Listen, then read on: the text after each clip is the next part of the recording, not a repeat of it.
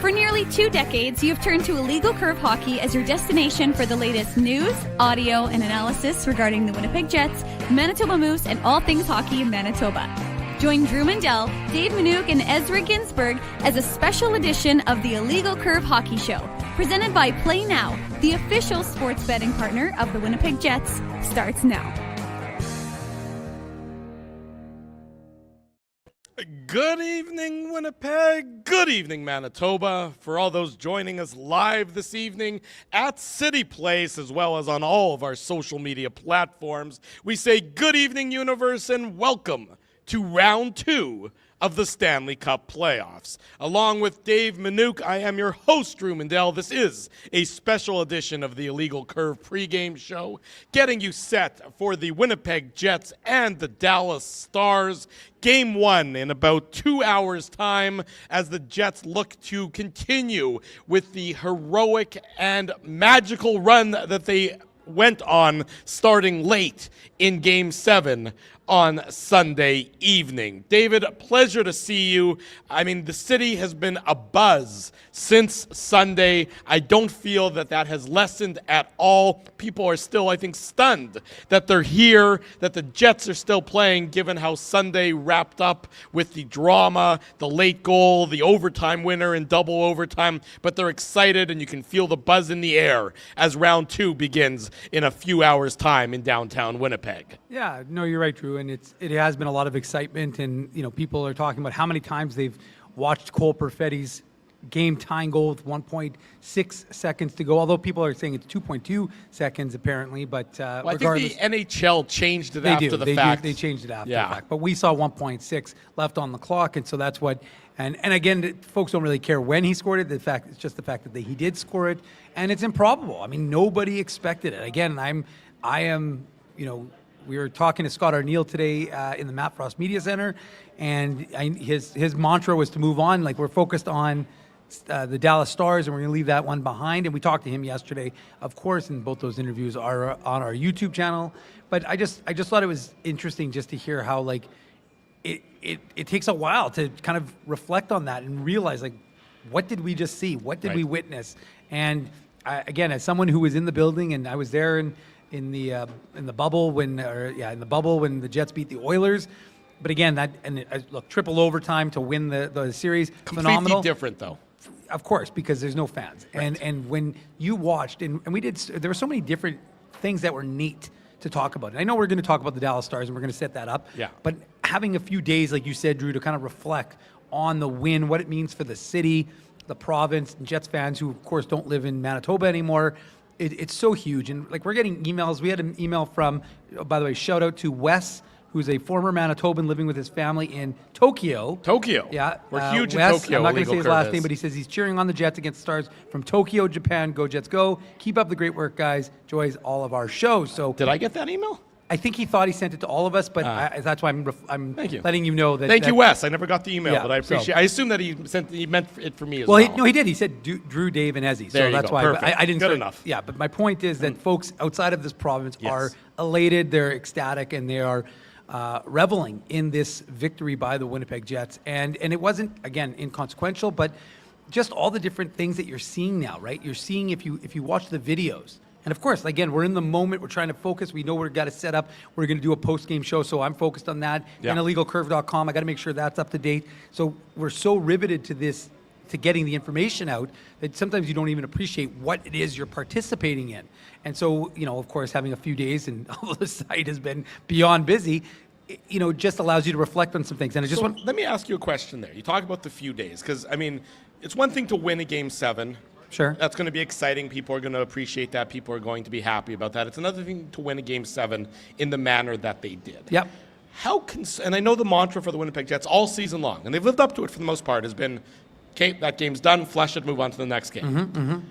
Do you think that they can do that easily entering Game 1 tonight, or do you think it's inevitable that there's, I'm going to use the term hangover, that there's some degree of a hangover just as the emotional levels sort of dip, because when you move on from a dramatic Game 7 to a sort of normal Game 1 round 2, how not concerning, but how much of an issue, how much in sort of finding that balance is going to be a factor, at least early on in tonight's game? Okay, I'll get back to that in 1 sec. I just want to finish Okay. the one thought because, again, like I said, to me, it was just awesome to watch the way the city reacted to the goal. No question. And just to see like fans, although I have to say one thought I had yesterday was I didn't realize how many people recorded themselves like actually reacting to a game, because the Jets put out a video of people watching themselves So did I. Yeah, I watching saw the that. game. And I thought to myself, man, there's a lot of people who film themselves. The cynic in me, as you know, I tend to fall on the cynical side definitely. of things. The cynic in me wonders how many of those people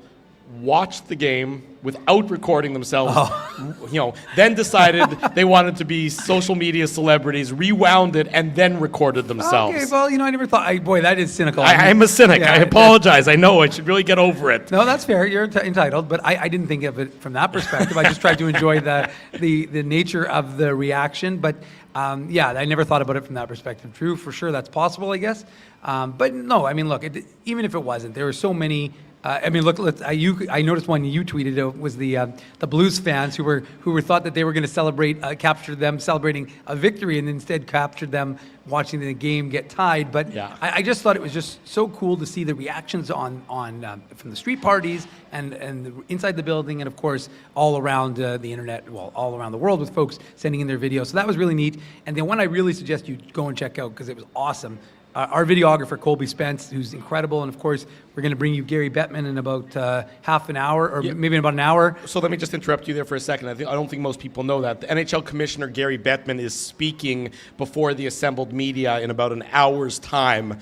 He's just doing his rounds. He's not here on anything specific. He's doing his rounds. We'll bring in some of that audio and video from the Matt Frost Media Center here on the Illegal Curve pregame show. That'll be in about an hour's time. And Jamie Thomas, Jets reporter, is going to be joining us in about 20-25 minutes or so. So an action-packed and a jam-packed edition of the Illegal Curve pregame show coming your way this evening here on the second floor of Cityplace Food Court. And so so the only thing I was just going to add quickly, and then I'll get to your comment, but the one thing Colby did, which was really cool, he had a GoPro.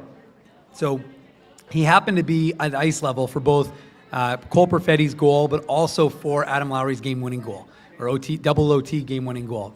By the way, kudos to Paulie Edmonds. Love Paulie. His call was absolutely across the world. I mean, it was amazing. I was talking about that with him today, about how it was absolutely everywhere. But Colby took this really cool footage, and I've never even, he said he's been doing it for a while, but I'd never really seen it. And we put it out on our YouTube channel, and we put it out, of course, on illegalcurve.com. So make sure you check that out, because just such a different view of the game-winning goal and the game-tying goal, but also the sound. Because again, as I've said, when you're in the press box, you don't hear the sound the same way as people who are in the building. Mm-hmm. And so I thought that was really cool. Now, Drew, back to your question, yes, please, which you asked me about. I don't think it's going to be any more impactful than the Dallas Stars and the way they beat the Colorado Avalanche in that third period comeback on Saturday night. So I think both teams are, again, it's going to be the theme, I think, of the second round series, is the similarities between these two teams. You have two world-class goaltenders. You have some very good offensive players. You've got teams that are committed to structured defense, and you've got two excellent coaches. So there are so many parallels in between the Dallas Stars and the Winnipeg Jets. And I think even in that first round, right, both of them having to go to 7 games, both of them having to be won in dramatic fashion in the third period. Obviously, the Jets was a little more dramatic than the Dallas one. But nonetheless, I mean, Mikko Rantanen scoring a hat trick against his old team to win the game. I mean, that's pretty remarkable stuff. So, I don't know that I'm worried about the Jets in that regard. I mean, they were off the ice yesterday. I think a few guys may have skated, and then today, of course, the full team was back, for the most part, was back on the ice. So let's talk about the roster ahead of tonight's game, because we know that in addition to the late comeback, part of the drama on Sunday had to do with the fact who wasn't in the Winnipeg Jets lineup. So Josh Morrissey on Sunday played 2.5 minutes before he left injured. Mark Scheifele didn't play at all. Logan Stanley didn't play at all. It appears, again, for anybody just joining us tonight who maybe haven't been tuned in all day, or you're busy with work, with whatever, it appears that Mark Scheifele is likely to be in the Winnipeg Jets lineup tonight against the Dallas Stars. I'd be shocked if he wasn't, based on the way, even yesterday, the fact is he was with the PP1, and he was taking line rushes with his guys. And again, it wasn't optional yesterday. A lot of guys skated, and Mark Scheifele, even though he was yesterday, so Scheifele, Morrissey and Stanley were all in yellow non-contact, and then all three were in regular jerseys today. But the way Scheifele was skating yesterday, I would have been shocked. I didn't have Morrissey in as a player today. Yeah. And I didn't think that they'd pull Hayden Fleury out based on how well he played in that Game 7. So even if Stanley was ready to go, which, again, I think yesterday was his first day of skating, so I don't think he would have been ready today.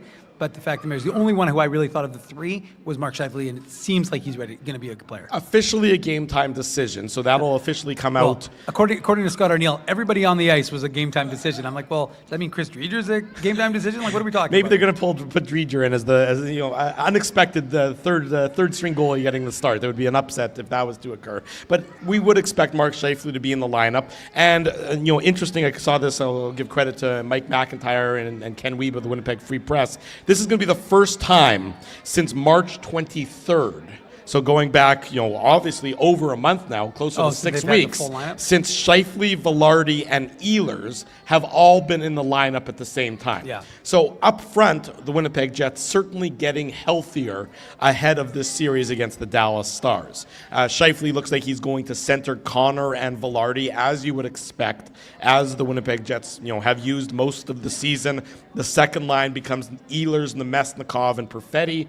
Back to normal with that 2A, 2B line, Niederreiter, Lowry, and Appleton, Tanev, Barron, and Iafallo. That's a heck of a good fourth line. Well, and that's certainly where they would have an advantage versus Dallas's roster, which we'll get into a little bit here on the Illegal Curve pregame show, coming to you live from Cityplace at Second Floor Food Court. Come say hi as we're broadcasting live, as well as on all of our social media platforms. But the forward group for the Winnipeg Jets, if that is the case, is healthy. Is basically, they're at least in the lineup. Whether or not they're healthy is a separate issue. I'm not sure about Nikolai Ehlers, but yeah. Healthy-ish in terms of they're playing. The regular 12 would be playing for today's game, which is certainly a boost. It's on the back end where Josh Morrissey certainly does not appear as though he's going to be in the lineup tonight, and it certainly does not appear that Logan Stanley is going to be in the lineup tonight, which means that there's some big changes on the back end for the Winnipeg Jets. Mm-hmm.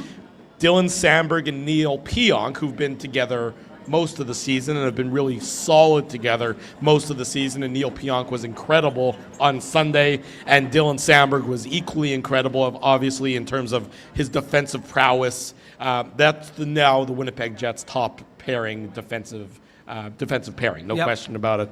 The second pairing is Hayden Fleury and Dylan DeMello. The Jets would be glad to see Hayden Fleury play like he played on Sunday again. They'd take that, no questions asked. And then the third pairing, you're going to have Colin Miller, who's typically a right side defenseman. He's going to be playing on his offside, on the left side with Luke Schenn, given the absences of Morrissey and Stanley. The Jets only have one other healthy left shot defenseman, and that's Ville Heinola. And he hasn't been in the lineup since, I don't even know how long it's been. Has it been 4 months? It's probably been. I think it was, I want to say, originally I was thinking February, but it might be early March. Okay, so it's been a while since Ville Heinola has been an option for the Winnipeg Jets. So Scott Arniel is electing to go with Colin Miller on his offside in tonight's game with Luke Schenn as a third. Oh no, pairing. remember he did play that one game against Edmonton, April 13th. The meaningless game at the end of the year. Where so he played late February, which was what I thought, and then he did have that one game in April. But we're talking about one game a month. Yeah. One game in January, one game in February, nothing one in March. game in April. No, nothing in March, right. and then a game in April. So he's played 3 games in 2025. So he's not an option for the Winnipeg Jets. At least Scott Arniel choosing not to use him tonight on the third pairing for the Winnipeg Jets. So you can see that the third pair, the defense, is certainly in flux for the Winnipeg Jets entering Game 1 of Round 2 today against the Dallas Stars. No, I think you're absolutely right. Now, no Miro Heiskanen, which is good for the Jets because he's such a good defenseman. Right. For the Dallas Stars, Pete DeBoer, similar to Scott Arniel, said that Jason Robertson is going to be a game-time decision. Seemed likely that Jason Robertson, who's one of the, an elite goal scorer for Dallas, hasn't played since the last game of the regular season. Right, got injured at the end of the year. Yeah. It looks like he's likely to be in the lineup for the Stars. He's coming back from injury, is what you were saying there. Yeah. And no, I mean, you look, it's definitely a question of how these guys. One of the things these guys have had to be this year, Drew, is adaptable. And you've had guys who have had to step up. Hayden Fleury's had to go in. Like, remember when Dylan Samberg went down and they needed someone to be up on that pairing, so they moved Hayden Fleury up. Now, he had an excellent hockey game in Game 7. I thought he was noticeable for all the right reasons. Yes. And so you wonder, and he talked about confidence and how he got dropped into I guess with Carolina, that they got dropped in, was it 17, 18? Maybe it wasn't that long ago, but he was with them, and then they must have been eliminated, so then he went from a conference final in the NHL to a conference final in the AHL, and he was with Charlotte, and he basically ended up winning with the Checkers. They won the Calder Cup. But yeah, I mean, it's going to be a tall task for Hayden Fleury, but I think the advantage, of course, is that with this depth and the guys there's a freshness to them. He hasn't played a lot of hockey. Right. As have, Colin Miller. So, and it's interesting because one of the things I was noticing, of course, is that we had 6 Jets finish in, Somebody's dropping off a little present for us. You guys gave me a Jets toque a week ago. I'm giving you Jets donuts from Donuts. Oh, well, isn't that nice? very We nice. get donuts dropped off to us. What was your name You know again? the secret to our... What, Patricia? Patricia, thank you. You know the secret... Patricia knows the secret to our heart. is It's food, donuts. is donuts. We Thank thank you, you, Patricia. Patricia. Very kind of her. The round of applause for Patricia. Yeah, there you go, giving us some food. Exactly what we definitely need, as you can Yeah, see exactly. here. Yeah. But I appreciate the gesture. That's very kind of Yeah. Patricia dropping off some donuts to us here as we're broadcasting live at Cityplace. But, well, now Patricia completely derailed my thought. You know what? That's a good reason to get your thoughts derailed, though, is donuts. No, but look, I just think that, that's what I was thinking about. Just the idea that if you think about it, look, the Jets had 6 players who played all 82 games. And you dropped something. And so the Jets had 6 players who played 82 games. And one of the things that, if you think about it now, this will be game 90. Yeah. So they're starting to add up. My point is that with guys like Colin Miller, with guys like Hayden Fleury, they haven't played as many games. They don't have the mileage this year. They're both, obviously, Hayden Fleury can handle it. He played over 33 minutes last game. Right. So we'll see, what he looks like in this. But I think there's a benefit to that freshness and the familiarity of being able to be in and out of the lineup and mixed up with these guys. Yeah, you're absolutely right. I mean, at this point in time, it's all hands on deck, as we know. I mean, it's the playoffs. You're not saving anybody. You're trying to, ice the best roster possible. Can Hayden Fleury replicate what he did on Sunday? To be frank, it would be surprising. He's never done that before. What he did on Sunday was almost like catching lightning in a bottle. It was great for the Winnipeg Jets. If he even, if he only is 80% as good as he was on Sunday tonight, I think the Jets will be glad to take that, given how he just came out of nowhere and was so impactful, playing 33 minutes of ice time for the Jets after Morrissey went out. I mean, again, you look at this Dallas Stars team that the Jets are going to be facing. This is a very talented Dallas Stars team. We know, the names up front, and that's where their strength is. Similar to the Winnipeg Jets, I would suggest. A really strong top 9. Really strong top 9. I would argue that their top 9 offensively is probably even more talented than the Winnipeg Jets top 9. True, look at their third line. Well, that's just it. Although their third line's really their second line. That's right. However you want to number the lines. I mean, they start. It really does. Which version of Mikko Rantanen is showing up? Is it the one who took over Game 7 for the Dallas Stars and sent his former Colorado Avalanche teammates? You want to talk about motivation? That was the motivating factor. Because before that, he had been okay in the series. He hadn't been, he hadn't been a top 10 forward in the NHL in the series. No. But if that's the version that shows up, it's certainly going to be a tall task for the Winnipeg Jets to try and slow him down. The Jets hope that he, found that motivation against the Avalanche, and then he maybe settles back down to being, again, maybe 75% of what he was at the end of that series, whatever it might be. The Dallas Stars, just lines 1 through 3 are so stacked. They start with that all-finish line of Mikael Granlund, Rupe Hintz, and Mikko Rantanen. Their second line, I'm going to call Robertson, Johnson, and Mason Marchment as their second line, because frankly, those guys are still on the I also think they play more minutes. Right, those guys are on the upswing of their career. As opposed to the oldest second or third line in the history of the NHL. Yeah, well, that would be Jamie Benn, Matt Duchene, and Tyler Seguin. All guys who certainly... Don't get me wrong, talented, but old. Yeah, definitely got some miles on their tread, but all 3 are guys who've been through every battle imaginable in this league. Yeah. It's going to be a very difficult task for the Winnipeg Jets to try and mitigate them and shut them down. To me, this series begins with defensive awareness. Just like the Jets all season long, the emphasis first and foremost was on defensive awareness. Yeah. If they are the least bit off in that, it could be a very long series, given just how good and how talented the Dallas Stars are. lines 1 through 3, just I would say slightly better than the Winnipeg Jets are lines 1 through 3. I would say the Jets do have an advantage in the fourth line, which we'll get to as well as we talk about the series. Yeah, I think that's fair, Drew, but I think more importantly, I don't know that Dallas is going to get the Jets out of their structure, because what did St. Louis Blues do? They basically had the Jets looking over their shoulder. They weren't really focused on where they were supposed to be or get retrieving pucks, because they were worried about getting pounded. So are you expecting this to be a less physical series, or that the Jets are maybe better prepared for the physicality that's going to come their way this series? I think maybe a little bit of both, to be honest with you. I think that there's less, but I also think like the mantra of the St. Louis Blues was to pound the crap out of the Winnipeg Jets. game plan. That was the game plan. Sure. And so I think, and they employed it, they executed it, and the Jets as a result. Like I said, there were 3 guys in yellow non-contact jerseys yesterday. So they were obviously successful in pounding the Winnipeg Jets. So I don't think that's the way Dallas Stars play. We know that's not the way the Dallas Stars play. So you have an expectation that it's going to be a different style of game. Now, it doesn't mean that there won't be physicality this series. We know the way Jamie Benn plays. So it's not a function of that. And, it was funny today in the conversation with Luke Shen, he was asked if there's any second or third cousins we need to know about and that would perhaps preclude him from having as effective a series as when he was playing against his brother Braden in the last one. Which, by the way, if you have a chance, and obviously not now, but check out that media availability with Luke Shen on our YouTube channel, because I thought he was really insightful. I thought it was really interesting. His parents got mad at him because when they were beaking in Game 5. You would think it wouldn't be the first time Luke and Braden over the years have beaked at one another. Probably not as big a stage? stage as that. So, but I know that he's very happy that the series between them is over. So I didn't realize his dad said just get to overtime in Game 7 and then let the best team win. So that was pretty entertaining that his dad said that to the 2 boys. But look, it's going to be a really good series. But I just think the nature of it, which we've seen, again, like I said, I don't expect it to be just the way it was in the regular season. But it will be different than what. It won't be the same as what we just saw against St. Louis, because, like I said, the mindset with the Blues is completely different. And I just think that the Jets and the Stars are going to be.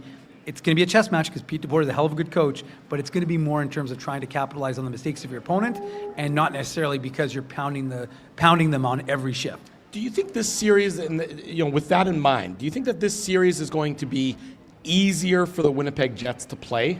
Not easier in terms of the opponent, not easier that Dallas is an easier opponent than the St. Louis Blues, but with all the baggage and with this becoming, I think, more of a hockey series rather than a roller derby on ice series. Yeah. Do you think that, and with all the drama about the team never getting through the first round in so many years and all that, do you think that this series will more closely resemble a hockey game as opposed to a Shakespearean drama on the ice?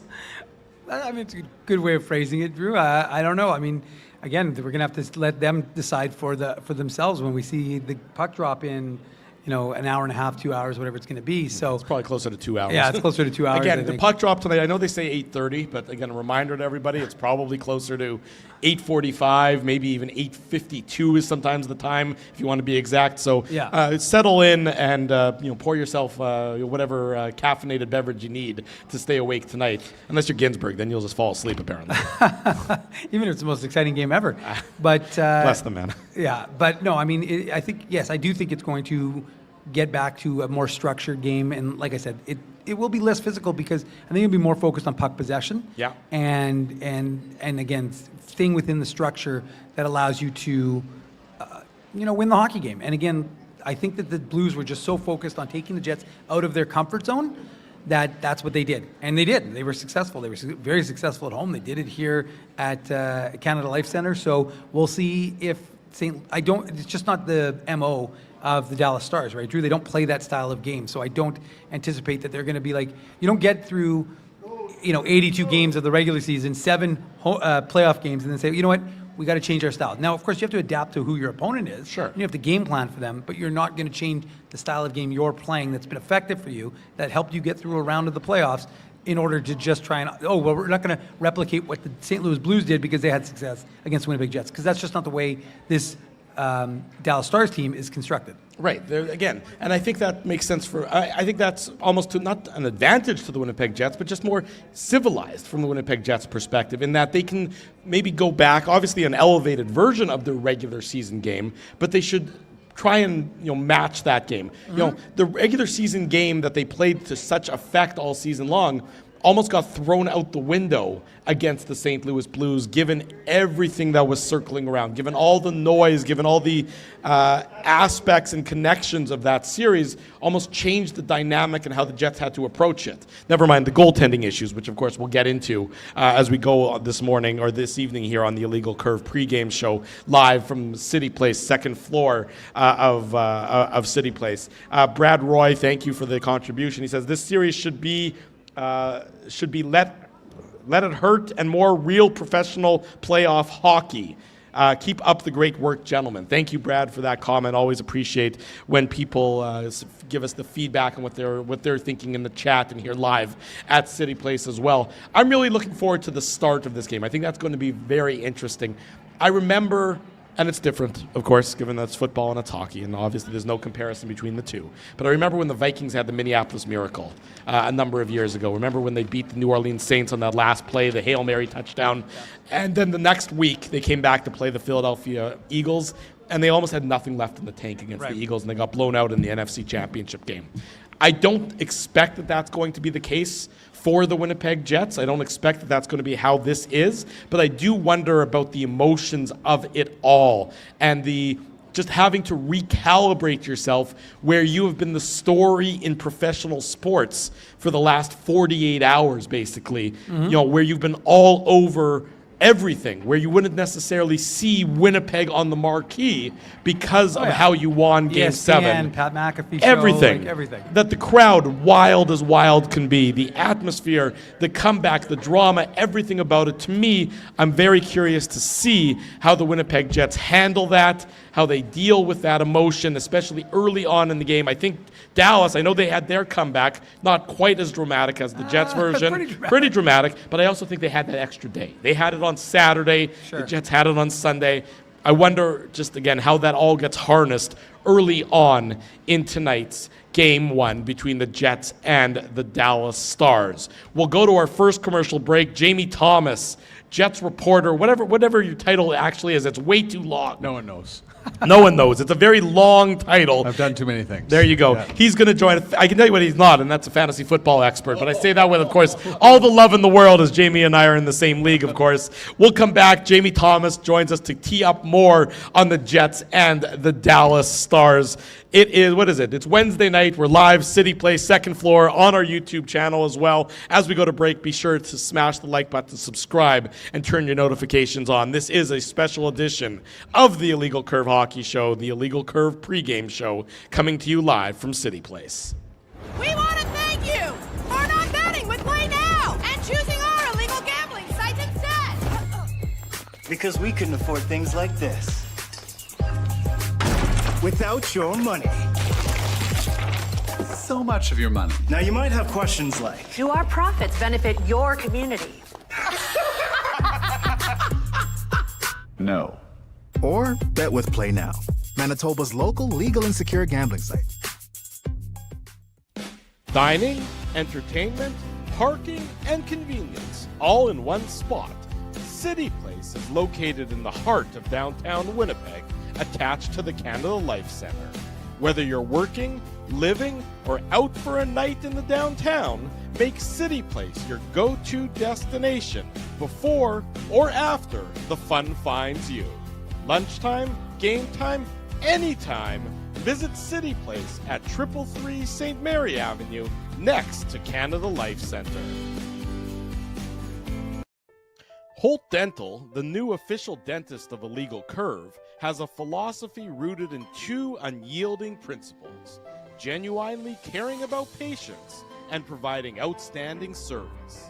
Being a patient of Holt Dental means more than just checkups and treatments.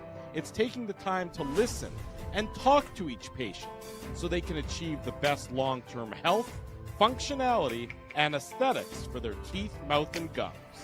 Conveniently located at Grant Park Festival on Taylor Avenue, Holt Dental is dentistry of the highest quality in a comfortable and relaxed environment.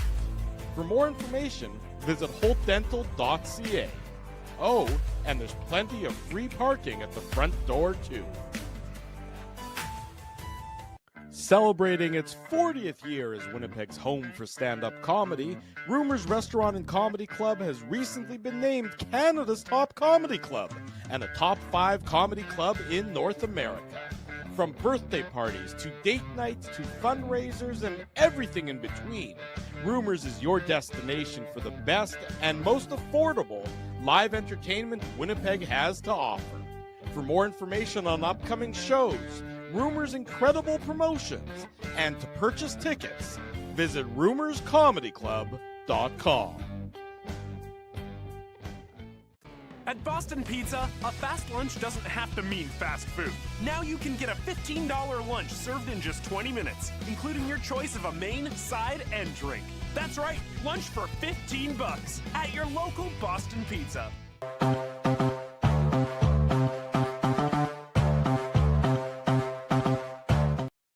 Welcome back to the Illegal Curve pregame show ahead of Game 1 between the Jets and the Dallas Stars. Game time in about 90 minutes, maybe 110 minutes, somewhere in between those two time frames is when the game's going to get underway. We're live here, Cityplace, second floor, as well as on all of our social media platforms. Jamie Thomas has joined us. Here's his official title. I looked it up. Host, Ground Control Podcast. Yeah. Co-host, Check-In pregame show, Yep. Jets team reporter. Did I miss anything? No. Okay, good. Just wanted to cover that. From now on, you're just Jamie Thomas, though. It's fascinating how my title is like evolved since I got here in 17-18 because it was like team insider. Yeah. Then I was like team reporter. Then I was color analyst. There's a lot of. I've done everything. At least you still have a title. Yeah. You know. It's not unemployed. That's so, right. The yeah. alternative is alternative is a lot worse. So you'll take the changing title as it goes. Obviously, Jamie, we're going to talk about Jets and Stars because that's now our focus. But just looking back at Sunday real briefly, I mean, it's all anybody's been talking about for the last 48 hours, 72 hours. It's dominated every conversation in the city of Winnipeg. Mm-hmm. Just your sort of emotional level, your recap, your now that you can sort of take a step back and look back at it, just the highs and lows and your experience with it all. Yeah, I think you guys are probably amongst a lot of people were texting me after 6 minutes in. And it was like, it's over. Sons, I can't believe this is happening again. That's when you take We're not going to get past the screenshots. first round. That's when you take screenshots and you keep receipts of everybody. And then the third, when they made 3-1, oh, it's done. Yeah. How can they do this to us? So I found it fascinating after when they start coming back. They tied up, and after they win the game, I had a buddy. He lived here. He grew up here in Winnipeg, and he lives in Calgary now. And he said that's the best Winnipeg Jets game ever in their history. I would like agree. 1.0 and 2.0. Well, I mean, the Game 7 win in Nashville comes to mind as well. But when it's on the road, it's and that game was a blowout. They just destroyed Nashville in the first period. It was over. Yeah. Just in terms of sheer drama, this one can't be matched. No, another thing too is like when you think of 2018 was like every win was a bonus. As good as they were, right? Because they hadn't gone anywhere yet in the franchise history. So then the Jets were back, and everybody's excited about it. I think every time they won a game, it was a bonus. Everybody's excited. This year, because of what had happened in 23 and 24, especially last year, the pressure's on. And I think that it was a collective sigh of relief from the city, the fan base, certainly Connor Hellebuck, the entire organization, top to bottom. It was just everybody just could breathe for a second. And it's because of the expectations that have been put on this team. They finished first overall. There's a lot of conversation, the silly ones about, I don't know if they want to finish first. Because they should lose a few more games. Why do you want to be in for the President's Trophy winner? Well, I'll tell you why, because you have home ice all the way through. And they showed how important that was already in the first round, winning out 4 games on home ice. So to watch it happen live and to understand, the grind that's been for the players this year, and even though they've been great, it's just to get that out of the way. You feel you're happy for a lot of people, but I'm particularly happiest for Connor Hellebuck. Well, let's talk about Connor Hellebuck then, because we actually have gone now 35 minutes of this pregame show, and we really haven't mentioned his name, which is hard to believe. We're 37 minutes in now, something like that. There you go. To be exact, you're very. I appreciate how exacting you are. Yeah. You always are. In terms of, as a fantasy football commissioner, you're exacting. As a radio host guest, you're exacting. I appreciate that. Right. Now, Connor Hellebuyck obviously gets through round one. He steadies his game late in Game 7, the third period and the 2 overtimes. He was definitely Hellebuckian of old rather than what we've seen through the first 6.5 games of that series. You know, I think I have to give Jets fans a lot of credit for this, because you look at when they came back to Winnipeg for Game 5 after they got shelled, and he got pulled in both games in St. Louis. Yes. He gets introduced, loudest cheer by far, and then the MVP chants start going. So Game 1 they were loud, Game 2 they were really loud, Game 5 it was loud, it was deafening. They get shelled again in St. Louis, come back for Game 7, same thing, even louder. So I think and then after the 3-1 goal, some places you might say the booing would start. That didn't happen. That did not happen on Sunday, and I give Jets fans a lot of credit, because it looked bleak for a second. But then for him to then tell us the next day that he told everybody that there was not another goal getting by him, that tells you everything you need to know about the guy. And for him to become up big, in particular, to get a piece of that shot when Gabe Velarde had a little bit of a brain fart bump, I still don't know what happened there. Yeah, an out-of-body experience is what happened, I think. I think something left him for a second there, but that save was critical. But he was Winnipeg dominated, but at the same time, he made saves that were needed and necessary for them to win in double overtime. And you could just see when he was talking yesterday to the media how much of a relief he felt. And that's important for him as they move along here, because we no longer have to talk about them not getting past the first round because of him. Right. So do you think it's a different Connor Hellebuyck now? Yeah, how can it not be? Because it just, you've taken part of one part of the mission, but now he knows he doesn't have to he doesn't have to go face us afterwards. Right. What happened? How come you can't get past the first round? That narrative is gone. Now I know there's more to this, and there still will be criticism if they don't get past this round. But at the same time, it's way different than it was last year and then the year before that. Jamie Thomas, our guest here on the Illegal Curve pregame show, ahead of the Jets and the Dallas Stars coming up in a couple hours' time. And you know, Jamie, just further to that idea, just even you could hear how much it meant to him when he said, that's why I'm going to be a Jet for life. Yeah. Like, it's not like he said that with this idea of like, well, wait a second, you know, like you can feel that connection he has to the city, right? To me, it was very palatable in the media availability we had with him yesterday. Yeah, and the thing I've appreciated about him this year is I think he's taking things, he's appreciating things more. Because you know how quick, look how fast it all went by. Look how fast 2018 has gone by. It's already been 7 years. 7 years. Yeah. When I got here and they went to the conference final, we haven't aged at all. I thought they were going to do that all. I thought that was going to be again and again. Exactly. Stop that. There you go. That too. Wayne Gretzky didn't stop. He did not, ever. So for Connor Hellebuyck to get to this point, and he's appreciative, and the fact that he keeps saying how much he appreciates the Winnipeg faithful is important. There is a connection, and I think that's why people are starting to appreciate him more, because he's starting to give it back. You know, Jamie, one of the guys we're talking about now, I know we want to focus on this series coming up with the Dallas Stars, but I think one of the guys he's got to be going through the roof right now in terms of confidence. And we know how important confidence can be to player success. It's got to be Cole Perfetti. Yeah. Because he had, the goal that doesn't count on the power play, then he scores his first playoff goal on the power play, and then he plays such a significant role. I mean, that is a goal that's going to, you talk about historic, and it's funny, I was trying to figure out what goal had more impact. Yeah. The game-tying goal or the double OT game-winning goal, because folks love them both so much, it's hard to decide which one was more significant. Yeah. If it helps you at all, my wife ran out and bought a Perfetti jersey as opposed to a Lowry jersey. If that factors into your evaluation at all, that's the scientific element of this show, Drew. That was what I was looking for to find it out. But I just wonder what you're going to see. You think we're going to see now from Cole Perfetti, because from our observation of him throughout the course of this year, remember, let's go back 1 year, 1 year's time, which isn't a long time. Cole Perfetti isn't even a player in the playoffs, except till it's too late. And now he's a player that is not even going anywhere. So, throughout the course of this season, we said he's a complementary piece. He's a good player when you have drivers. Yeah. He wasn't a driver yet. But then throughout the back half of the season, when he became Perfetti, that hat trick against Utah, he just seemed to become more and more of a driver on the line. And so now you're like, okay, maybe he's got that. And then you see what he did in the playoffs. So from that perspective, from the idea of moving him forward, the confidence level's got to be sky high. What do you think that's going to do for Cole Perfetti in this next series against the Dallas Stars? I think it's another thing that you can't really define, because of how important that goal was and what. So like you're going back, and I remember talking to Dan Murphy from Sportsnet in Vancouver, and he said that Rick Bowness is not particularly fond of younger players. Right. Which was a rap on him his entire coaching career. Because it's hard to trust on a younger player all the time. You want to know that with a veteran player that you know exactly what they're going to do all the time. Cole Perfetti wasn't there yet. Right. So for him to have that conversation with Scott Arniel in the offseason, which I think we can all agree is one of the most important conversations in Cole Perfetti's career in the National Hockey League, to have your head coach coming in, tell you are going to be counted on, we need you, that's paramount in this situation. So now going to the goal, those 2 goals that he scored, and even the one in St. Louis on the power play, that now the emotions start going, now the confidence is coming. And we all know about the game, and in professional sports, confidence is everything, and even this is for broadcasting. But I think those 2 goals, and him being in the conversation, being asked, and realizing what that goal meant, the late one, to the city. Yeah. And he's seen I asked him about that today. How many have you seen the videos? And he said, I've watched so many of them. His mom and dad were here. His grandfather was here as well. Yeah.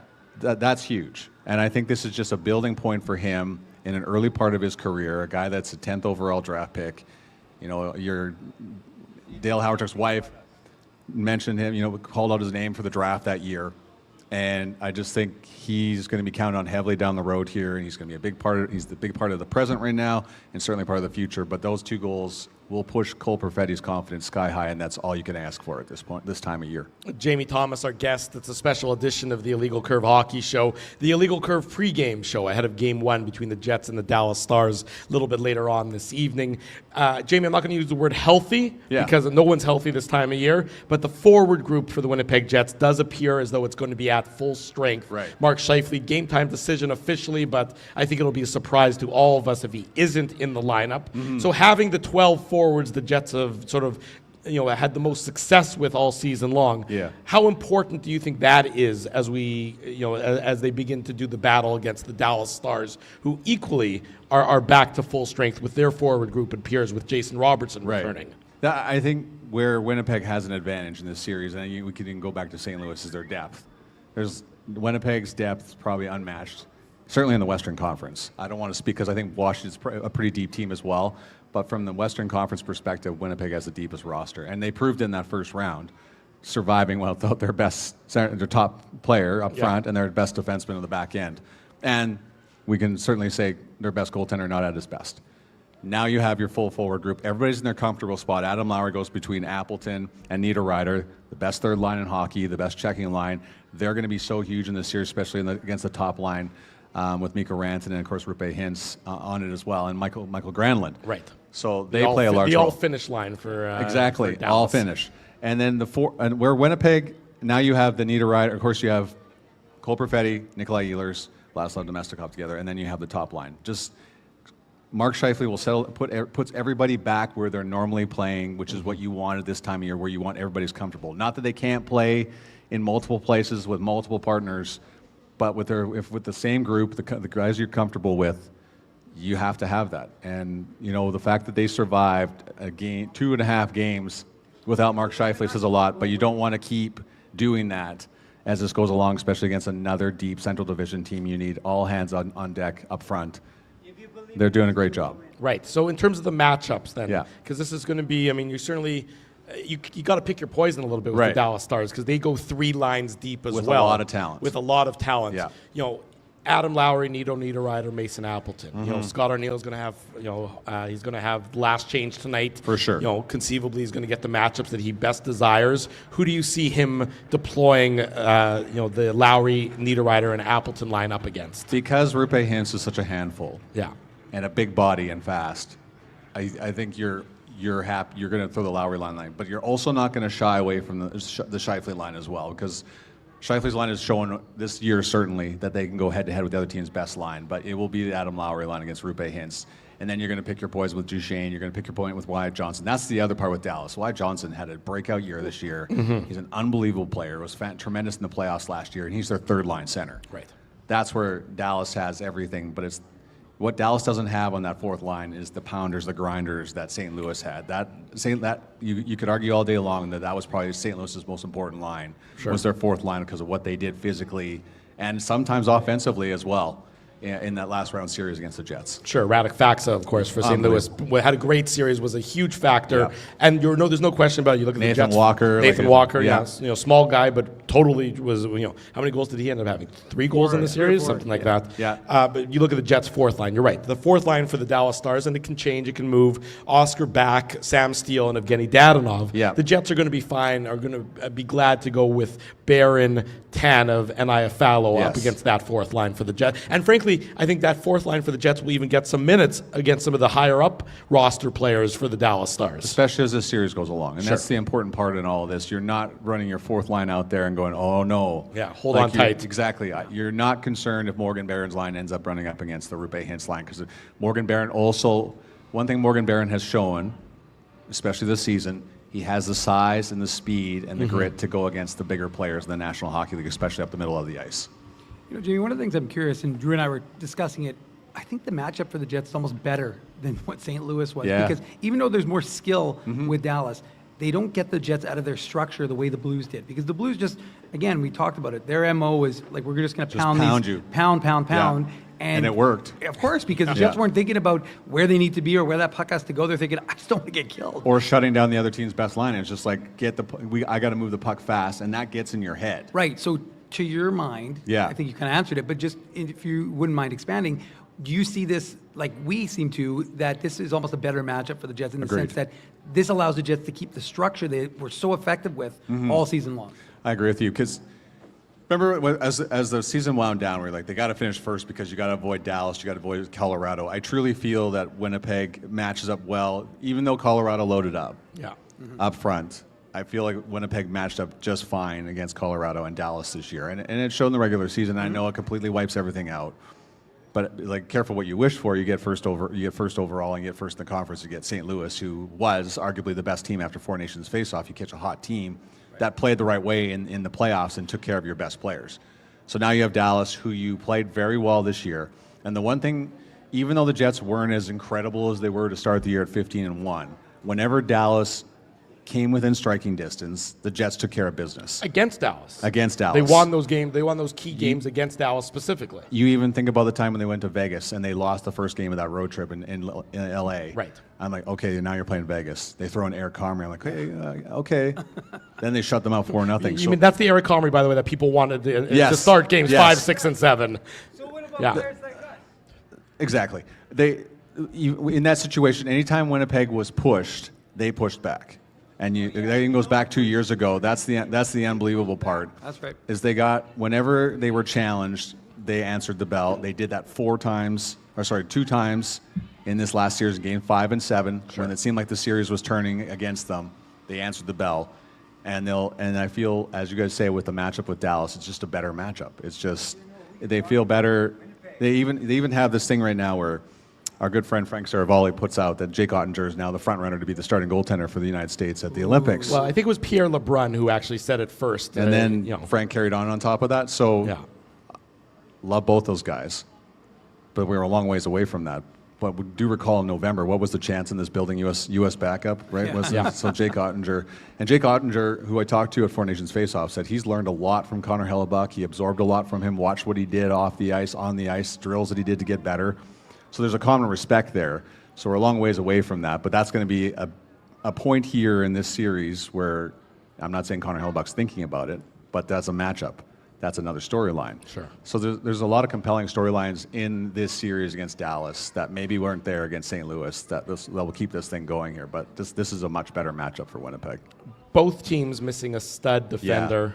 Josh Morrissey, at least out for game 1. Right. Don't know his status. I mean, he's not officially out. He's a game-time decision, but so is everybody on the ice. I know. I love how they go all non-contact yesterday. Yeah. I can't. Do you guys recall a time when there was 3 non-contact jerseys on and during a practice? I don't recall a time where there were 3 non-contact jerseys that then became 3 regular jerseys the next day. That's where I was going next. Yeah. It's just like there was a lot of gamemanship going on there as well. But I think we know from the line rushes, power play time today, who's in this lineup and who's not in this lineup. So it's just, I mean, the fact that they've recovered enough to play and that Josh Morrissey's out, Miro Heiskanen is out. Yes. Dallas is showing too as well that they're not as deep as Winnipeg, but they can survive without key players like Jason Robertson and Miro Heiskanen. Miro Heiskanen is unbelievable defensemen. So the fact that Jets won't have to worry about that tonight is a big step for them as well. But these are two teams that have proven that they can survive without their best players for a limited time. Survive indeed. The Jets were able to expose the right side of the Stars' defense when they played them towards the end of the series. I mean, and it's going to be a focus point, right? It's just like it hasn't been talked about enough. It hasn't been talked about so far in this series because their focus is still on what happened in Game 7 on Sunday, because the city's still nobody's celebrating. really done the deep dive into the preview of the Which series. is usually what happens when you get to a series, but both teams just finished their series Saturday and Sunday. Right. There hasn't been a lot of time to evaluate what's going on here, and you go from there. But I'm just saying that will be something the Jets are going to have to focus on the right side, because that's where Dallas is not as deep again as Winnipeg is on their back end without Miro Heiskanen. Thomas Harley has been playing a lot of minutes, and sometimes you may argue he can be exposed because he's not the minutes he's used to playing. Still a great player, played at the Four Nations face-off in an emergency fashion, and played very well. Still a great player, but not Miro Heiskanen. So at this point, that is a weakness Winnipeg could expose at this point and likely will as this series wears along. Yeah, no question. Jamie Thomas, our guest. Special teams battle. Again, the Jets' power play hasn't been the regular power play for so long because of all the injuries. Now, with the exception of Morrissey, Pionk going to do his impression of Josh Morrissey what an impression he did. Well, he did a great impression on Sunday, no question about it. Mm-hmm. But you get the four forwards back. Yes. You get Ehlers, Velarde, Connor, and Scheifele back for the first time since the end of March as the Jets' power play unit. Yeah. Are you expecting a step forward from the power play unit for the Winnipeg Jets? I think that was another reason why Winnipeg ended up winning the series is because their special teams got back on track. It was not there at all to start, obviously, on the number one power play, or the power play for that matter, because it was. I think they only had 2 goals through the first 5 games. It was not working. They started providing offense as it went along. Thank you very much. As they moved along, the power play moved the puck a lot better. They got more comfortable. But if Mark Scheifele's there, Gabe Velarde, and Nikolai Ehlers back in there with Neil Pionk and Kyle Connor, you're going to start to see the power play that I thought we saw for the majority of the season, which was the number one power play in the National Hockey League from start to finish. Jamie, question for you in terms of like Luke Schenn. I mean, what kind of impact? I mean, have you seen him having on? I love this live studio audience. Oh yeah, amazing. so do we. So do we. There's no question. Yeah. We love the very unique. Yeah, I was going to say because the funniest part was my question wasn't even going to be about Luke Schenn, but it kind of sidetracked me into asking about Luke because I was thinking about something. Yeah. No, I was going to ask you actually about Dylan Sandberg because Dylan Sandberg to me had such an impact on that round. Even as we knew the biggest question mark, of course, was going to be what was going to happen when Brendan Dillon moved on. Yes. And how was Dylan Sandberg going to handle it? Now I thought it wouldn't be an issue. I shouldn't say that. I thought he'd be able to handle it, but we didn't know, right? Because he hadn't really had that responsibility yet. But boy, has he ever. And if you look at some of the defensive stats, defensive metrics, after the first round, he's in the top 5 for so many of them. So how much of a coming out is this for Dylan Sandberg? And how much more, especially with only 8 teams left now in the NHL, are people going to be around the league and be looking at this kid going, wow, is he a good defenseman? So we talked about Cole Perfetti not being a part of the Jets in the opening round series last year. How about 2 years ago? Dylan Sandberg has a critical error in overtime against Vegas in Game 3, and look how long that rattled him quite a bit through Games 4 and 5. The steps that he has taken going forward from that one into the season he had this year, and then for him to play 44 minutes alongside Neil Pionk for most of it, just goes to show you and how quick he is at eliminating plays. On top of that, I used to. We all love captains. We're doing a show right now, so if you guys don't mind just hanging back for a second, let us finish our thoughts and then we'll talk to you. We will get you in a second. Thank you. What Dylan Sandberg has done is just another step towards being an elite defenseman, a top 4 defenseman that the Winnipeg Jets clearly thought he was ready to do when they made the decision to let Brendan Dillon go, and of course Nate Schmidt as well. So it's they've made all the right choices because they had belief in Dylan Sandberg, and Dylan Sandberg has rewarded their patience and their belief in him. And that belief, I mean, he's obviously going to strike rich, and the offseason is a separate. He's going to be a rich man. We better not say that too loud. Right. Chevy's going to kill us if we do that. So the conversation will happen in the offseason. But, in terms of the Winnipeg Jets defense entering tonight's game, I mean, you got a guy like Hayden Fleury. Man, leave the jacket alone, please. You got Hayden Fleury coming in, after not playing, he's played sporadically all season long, steps up, plays 33 minutes in Game 7. What are fair expectations for him in tonight's contest? Can I throw that at me again? Sorry. Hayden Fleury, fair expectations. So Hayden Fleury we're testing you if you can work under pressure right now. Yeah, and I am. It's a live studio audience again. Okay, so another one of the unsung heroes from Sunday night is Hayden Fleury. Right. So he comes in because Logan Stanley can't go, and I thought his physicality in the series, he gave his back as much as he was given in Game 7. He was counted on in important times. So and another guy, for them to go be short of defenseman, Hayden Fleury stepped up big time. So the fact that he gets another chance here, which looks like tonight with Dylan DeMello, says everything you need to know about him. And maybe this is a surprise player. I thought a guy maybe wasn't necessarily thought of as going to be on the Winnipeg Jet roster this year, but for the play that he's exhibited this year and in a clutch time in Game number 7 is another reason why they've shown how their depth has been integral to their success this year, because Hayden Fleury moved the puck well. He was physical, a lot more physical than I've seen him be this year. He's an excellent skater. He's great at moving the puck. So it's just it was a masterclass job by him as well in Game 7 in a critical time. Scott Arniel. Sorry, Dave. I jumped ahead of you there. Scott Arniel, right.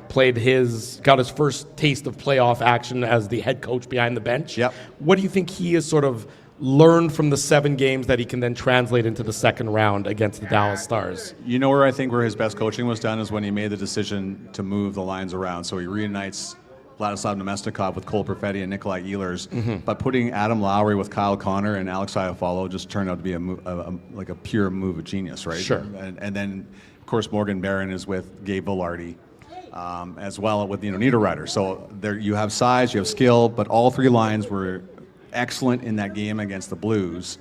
But I think Scott Arniel's he's ready to go here. He got tested a lot by a very good coach in Jim Montgomery. Yeah. And then he started to figure out a way to get past the Blues physicality and move into the Winnipeg Jet hockey, which is playing faster.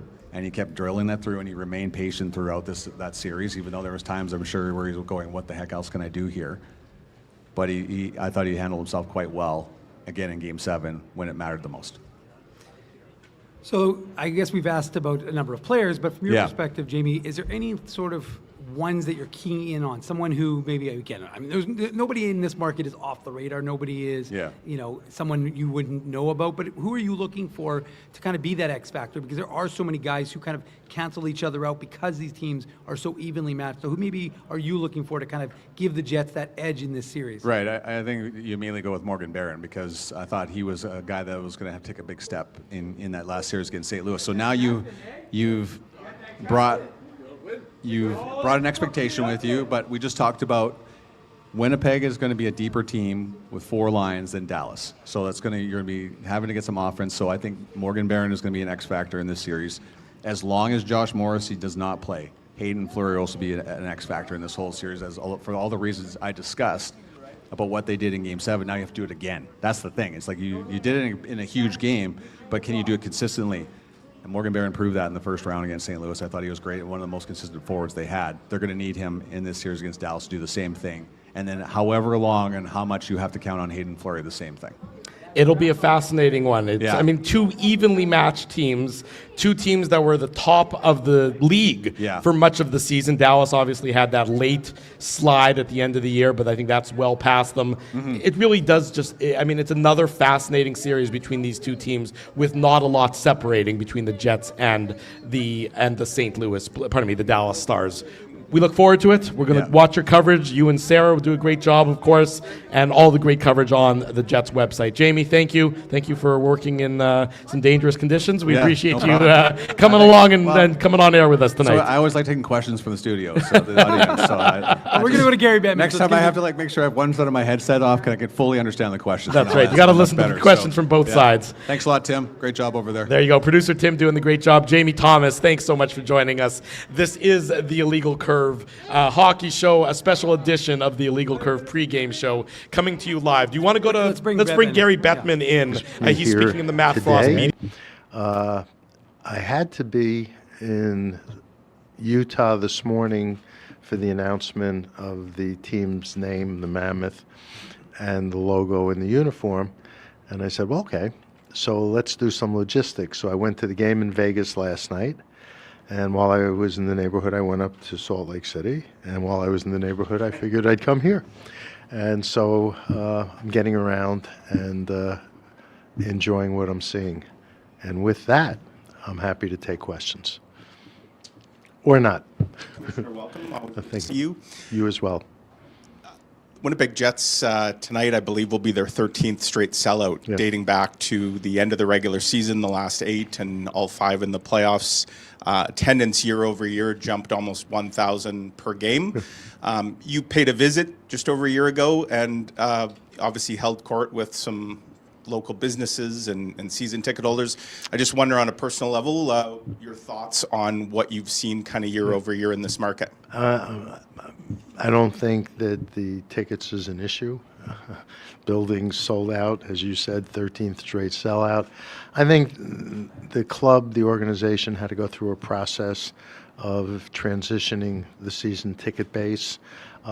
It's not the first time I've seen a club have to go through that. It's happened in other clubs where your fan base starts aging and you have to get it younger.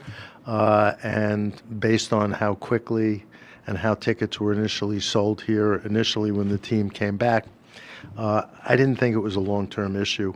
Obviously, fan support is the lifeblood of any franchise, but I've never worried about Winnipeg long-term. It was really more about repositioning what had to be done, and things are great. And, you know, you have moments like Sunday night, that's going to be in people's minds for a long, long time, and a connection to the club and to hockey and to the city, because sports brings people together. The Jets brings people of Winnipeg together. It's part of the community. It's part of the quality of life here, and I think people recognize that. Okay. No, don't stress over this. It's okay. I'm happy to just go watch the game. No stress. Speaking of watching the game, even both games, Saturday and Sunday, what can 2 Game 7s like that do for growing the game? It all comes down to the game. And you've heard me talk about this over the year. When it comes to the competitiveness, our competitive balance, I think it's extraordinary. I think it's the best of the major sports. When you can market and promote all you want, but it comes down to the authenticity and the entertainment and compelling values that you get out of the game. When you think about the races, I mean, obviously the Jets won the President's Trophy, but when you look at the races that for some teams went down to the last game of the season, it tells you how meaningful our regular season is, and there is nothing in playoff sports like our first round, and I think that's what you saw today. And the games were unpredictable. We had no sweeps. We had 2 Game 7s. We had a couple of Game 6s. That's a testament to the game and the players and how the game is being played. And obviously, and I'm going to understate the obvious, you've got to watch down to the very last tick of the clock in our game to know what's going to happen. What stood out to you about the year in Utah? I'm sorry? What stood out to you about the year in Utah? The number of things, the reception has been phenomenal. I mean, whether it's the ownership group, Ashley and Ryan Smith, whether it's the governmental leaders at all levels who supported the club, whether it's community, or most importantly, whether it's the fan base they developed, the number of things that they had to do to get up and running. It's only been 54 weeks since Ryan Smith and I had a handshake, okay? And in that time, they concluded a transaction that was never done before. They had to get a temporary facility. They had to get the players' hockey operations transferred over. They had to sell season tickets. They had to sell advertisers.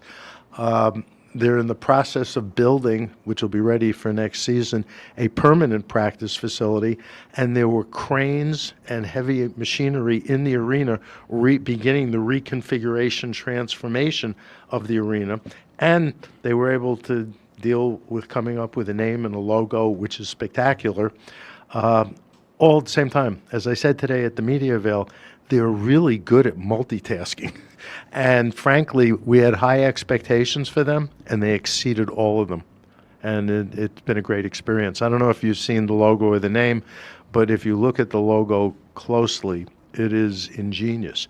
You see the outline of the state of Utah, you see the mountains, you see one of the tusks, which is a U for Utah, and you see the mammoth. I mean, it's, as I said today, it was a little trite.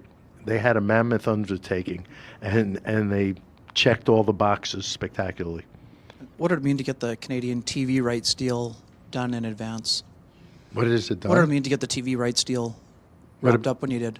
For the league, what did it mean for the league to get the TV rights deal? What did it mean? Deal? Yeah.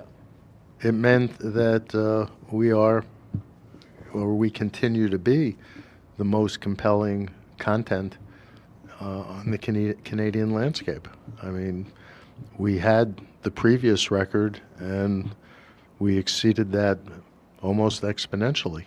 And it shows you the value of our game to not just the media outlets, but most importantly, to the fans and the viewers throughout Canada. Asking this one on behalf of some fans who have had this question before. People have asked if the Jets might participate in a global series type game down the road. They were in the one in Finland a few years back. They have a number of international players, but no timeline, I guess. No, because it's a work in progress continuously, like outdoor games.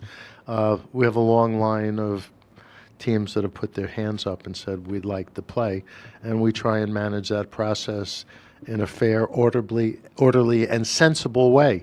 You know, there are compelling reasons to potentially bring somebody somewhere at a given point in time, but no, they're always on our list, and they represented the league very well when we were in Finland. I remember being there for the games. And then just one other one from me on an issue that I know hits close to home for some members of the Jets that were good friends with Adam Johnson, and obviously that on-ice tragedy. The issue of neck guards, I know Bill Daly's talked about it, and obviously with discussions going on with the PA on a new CBA, is that an issue that you expect is going?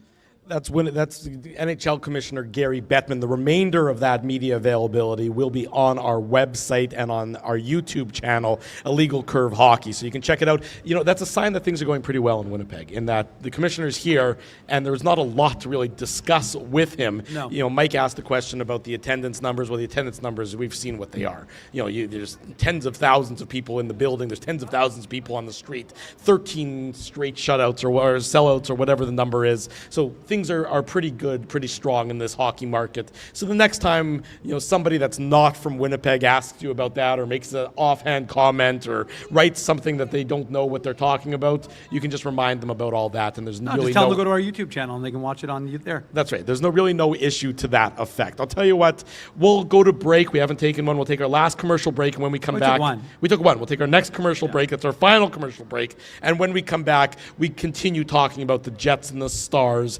Game 1 of the second round playoff series is coming up in about an hour's time, hour and 10 minutes or so. Drew Mandel, Dave Manouk, we're live, second floor, Cityplace in the food court. Come on by as you're walking to the game, you're walking to the whiteout party. Say hello. Wherever you're going, Maybe say hello. Maybe don't stand around and talk to us for That's right. minutes, You know, say hello in passing, wave, something like that. Much more to come. It is the Illegal Curve pregame show. We want to thank you for not betting with Play Now and choosing our illegal gambling site instead. Because we couldn't afford things like this without your money. So much of your money. Now you might have questions like, Do our profits benefit your community? No. Or bet with Play Now, Manitoba's local legal and secure gambling site. Dining, entertainment, parking, and convenience, all in one spot. Cityplace is located in the heart of downtown Winnipeg, attached to the Canada Life Centre. Whether you're working, living, or out for a night in the downtown, make Cityplace your go-to destination before or after the fun finds you. Lunchtime, game time, anytime, visit Cityplace at 333 St. Mary Avenue, next to Canada Life Centre. Holt Dental, the new official dentist of Illegal Curve, has a philosophy rooted in 2 unyielding principles: genuinely caring about patients and providing outstanding service. Being a patient of Holt Dental means more than just checkups and treatments. It's taking the time to listen and talk to each patient so they can achieve the best long-term health, functionality, and aesthetics for their teeth, mouth, and gums. Conveniently located at Grant Park Festival on Taylor Avenue, Holt Dental is dentistry of the highest quality in a comfortable and relaxed environment. For more information, visit holtdental.ca. Oh, and there's plenty of free parking at the front door, too. Celebrating its 40th year as Winnipeg's home for stand-up comedy, Rumors Restaurant and Comedy Club has recently been named Canada's top comedy club and a top 5 comedy club in North America. From birthday parties to date nights to fundraisers and everything in between, Rumors is your destination for the best and most affordable live entertainment Winnipeg has to offer. For more information on upcoming shows, Rumors' incredible promotions, and to purchase tickets, visit rumorscomedyclub.com. At Boston Pizza, a fast lunch doesn't have to mean fast food. Now you can get a $15 lunch served in just 20 minutes, including your choice of a main, side, and drink. That's right, lunch for $15 at your local Boston Pizza.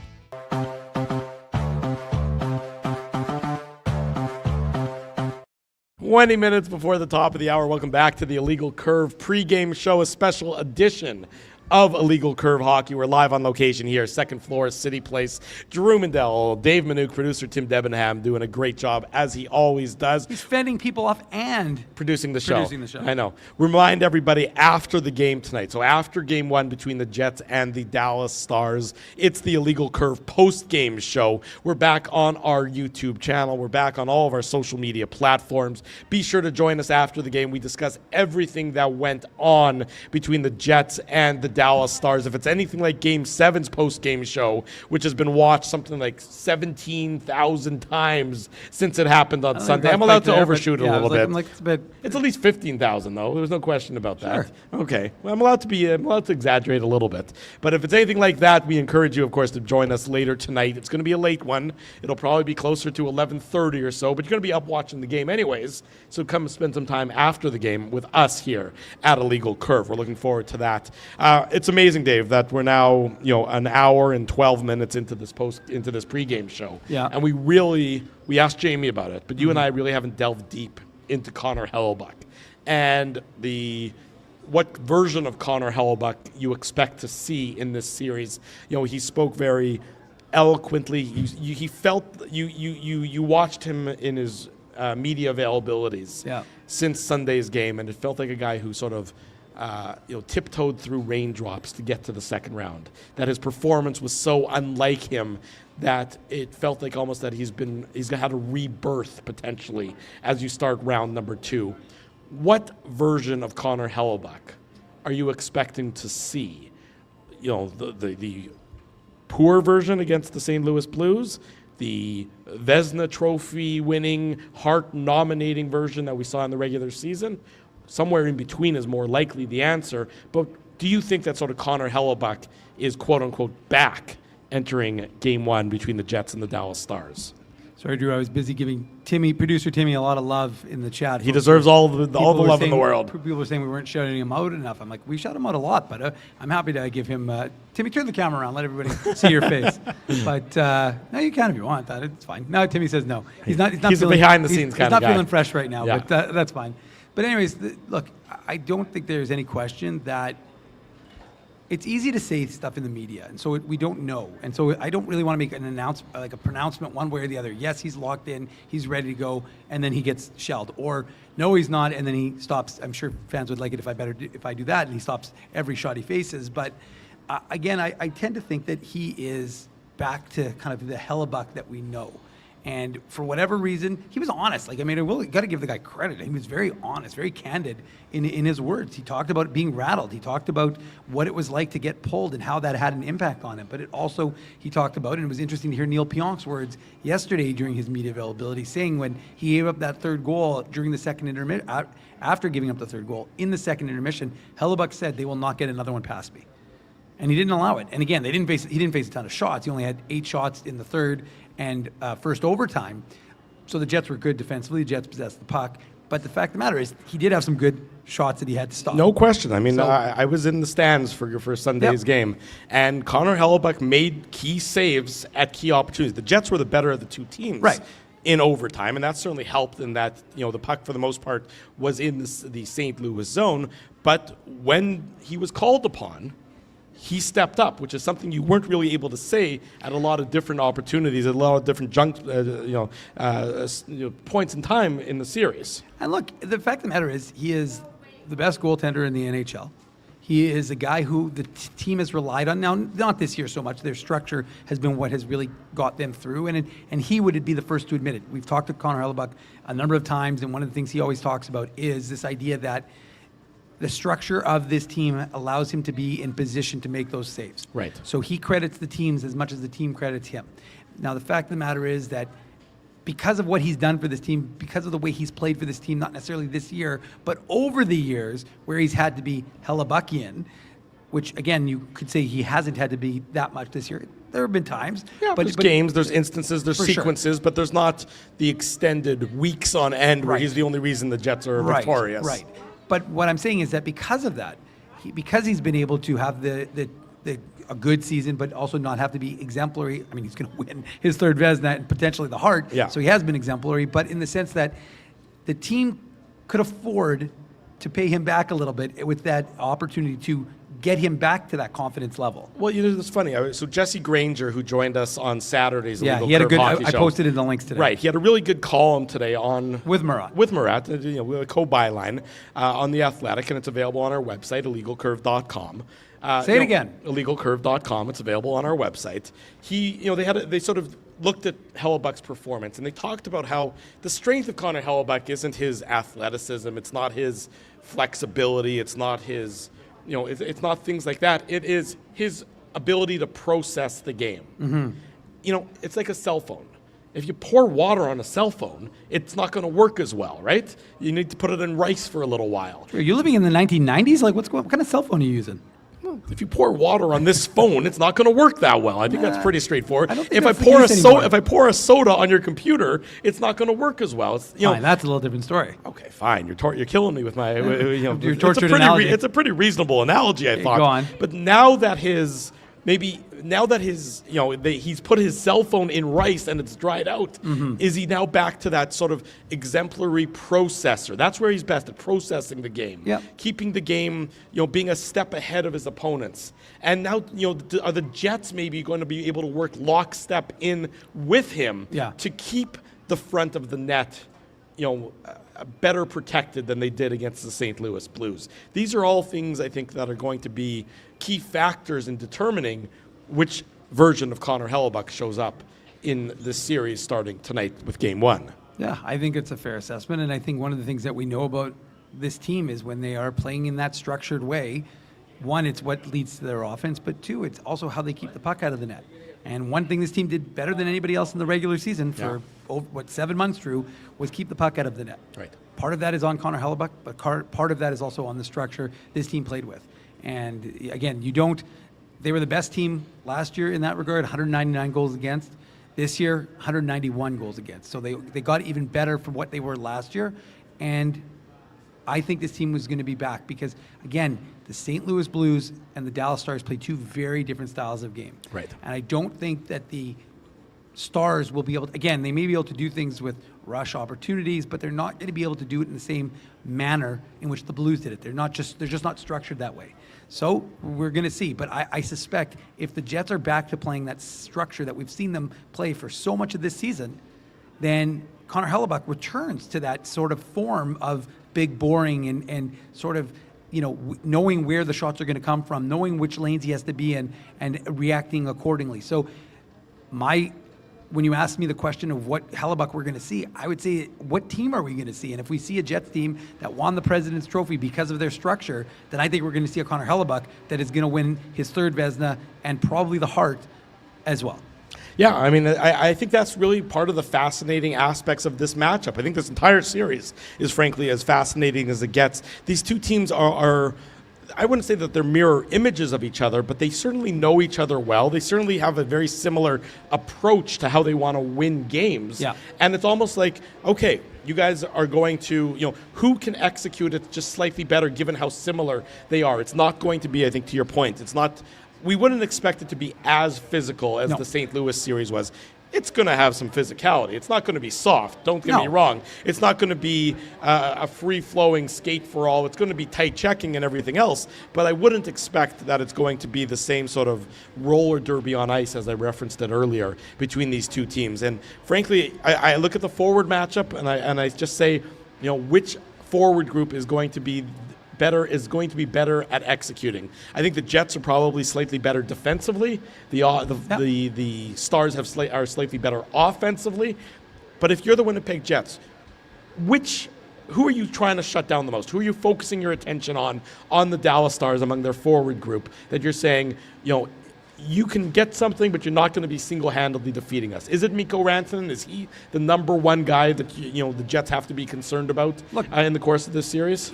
Jets faced him 15 times this year? It seems like that between his. I think it was. They even played him in Carolina a couple times. No, I know. That's what I mean. Yeah.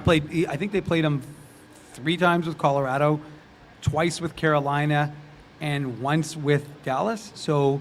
Twice with Dallas. Oh, twice with Dallas. So I think it was like 6 or 7 times where the Jets faced Mikko Rantanen. So I would imagine that they're probably, the book on him is pretty expansive for Scott Arniel and his coaching staff. So yeah, the problem is, as you said, Drew, and you look at it, Granlund, Hintz, and Rantanen, it's a really good line. And then you're like, okay, well, but then if they don't burn you with that one, then they got Marchment, Johnston, and Robertson. To me, that is. Well, that's a better second line than Ehlers, Perfetti, and Nemesnikov. To me, that is a bit of a mismatch. I know how exciting Ehlers can be, and I know how good Perfetti has been, and I know Nemesnikov has sort of found redemption a little bit later on in that series. But to me, there is a bit of a disparity between what I'll call the Stars' sort of second scoring line and the Jets' second scoring line. Yeah, I think that's fair. And look, I think Vlad Nemesnikov felt like turning a corner a little bit, maybe with the added responsibility in the last one. I jokingly suggested maybe he needs an illegal curve because he had those 2 great chances on Jordan Binnington, and he put both wide. In that, were they both in the first period, or was one in the first, one in the second? I think one was in the first, one was in the second. But the point is that he created those opportunities, so that was the right thing to see. But it was just a function of, okay, is he going to be able to produce the offense? And of course, he scored the most critical goal, the goal to get the Jets within 1. So that's good for him, and we'll see what that does for his confidence. We talked about confidence and how important that is, right, Drew? Yeah. And so, Cole Perfetti is going to be playing with a lot of it. I mean, one of the players Scott Arniel referenced yesterday in his media availability was Cole Perfetti, and just the idea that Cole Perfetti, and I know that you asked me a question about the Jets line and as a totality, but you actually didn't specifically. You're just talking about matching them up, right? But just in terms of welcome back. But just in terms, and look, from Montreal, Adam Florence is visiting as well. Hello, gentlemen. Nice to see you both. No Ezzy tonight. So for the post-game show, he'll be on. So anyway, so you've got Perfetti, and you've got a guy who is again driving a line, right? Yeah. And that, to me, we'll see what the Game 7, is going to do for that kid's confidence. And if he gets to that level, here we go again. If he gets to that level, and he is able to kind of step up his game, then maybe we'll see from. And look, Nikolai Ehlers, guys, after every shift almost in that last game, Nikolai Ehlers looked like he was gassed. Well, it's funny. The best line I heard, or one of the great line I heard from Elliot Friedman on 32 Thoughts, the podcast on Monday after the game, he said Nikolai Ehlers looked like he was going to win this game either for the Jets or against the Jets because of how sort of much chaos there was in his game, how he was trying to do so much. You could see his timing was off, everything about, he flubbed the shot before he got the puck back. Credit Adam Lowry. Of course. Even though Adam Lowry doesn't get a point on it. Yeah. It's a huge play by him to have the presence of mind. Right, but it just goes to show, when was the last time you see, Nikolai Ehlers flub a shot like that in that dramatic of a fashion? That's a guy who doesn't have his timing back. That's a guy who's just still sort of trying to shake the rust off of his game. Right. Now, if he's able to do that, that's certainly a big boon for the Winnipeg Jets. But, sorry, go ahead. I interrupted you. No, it's fine. To me, it's just a guy who, again, at one point he had to, haul himself over the boards to get back onto the Jets bench, and he was hunched over a number of times going back. So, again, did he come back early? Is he trying to do too much? we don't know. But again, he's a critical piece of offsetting how good and effective that Dallas Stars second line is going to be. So yeah, I mean, look, nobody's healthy at this time of year. It's evident he isn't, but the Jets are going to need him, along with Perfetti and Domestikov, to step up to offset exactly what we're talking about, Drew, is that how deep that Dallas team is. Because, look, Dallas isn't going to beat you with the physicality, but they can beat you with the offense. So that's something the Jets are going to have to try and offset. I mean, I look at the right side of the Stars defense, and I said this earlier on the pregame show here as we're live, second floor, Cityplace, talking about the Jets and the Stars, game time in about slightly less than an hour. The right side of the Dallas Stars defense is an area where the Winnipeg Jets can exploit. Ilya Lyubushkin, Cody Ceci, Alex Petrovic. Not exactly fast. No, not exactly fast, not exactly, puck movers. This is an opportunity for the Winnipeg Jets. That has to be, the quote-unquote target-rich environment. That's where the Winnipeg Jets, and they need to be able to cycle those guys, because that's really what we saw against the St. Louis Blues in the third period and in the 2 overtime periods, or 1 4/5 of an overtime period, whatever it was. Yeah. That's where we saw more of the Winnipeg Jets that we had seen during the regular season, was them on the cycle, them working the puck down low, them getting St. Louis skating and chasing. Frankly, if that is what's going to happen in tonight's game, Lyubushkin, Ceci, and Petrovic, I don't know that they'll be able to hold up against a relentless pressure, onslaught, cycle game that the Winnipeg Jets execute when they're at their best. I think you're right. By the way, shout out to the Ice Caps jersey. Love it. Nicely done. It's an old school one right there. Who's on the back? Scheifele on an Ice Caps jersey. I like it. But he didn't wear 55, right? He wore 42. Yeah, there we go, because that was when he got that right after his season in Barrie. Right. Was that when the Ice Caps went to the Calder Cup? Yeah, they went to the Calder Cup finals. Yeah, okay. There you go. But Adam Lowry was on that team. Josh Morrissey was on that team. There was some good young talent on that Ice Caps team. But anyways, I'm digressing. You're digressing, but let me interrupt you for a second. The costumes, the jerseys, everything we've seen over the last week in terms of the 4 home games, now the 5th home game, incredible. It's a carnival. It's a carnival out there. I mean, that's the best way to describe it. It's beyond just a hockey game. It's a celebration of the city and civic pride. And, again, it's another beautiful night outside.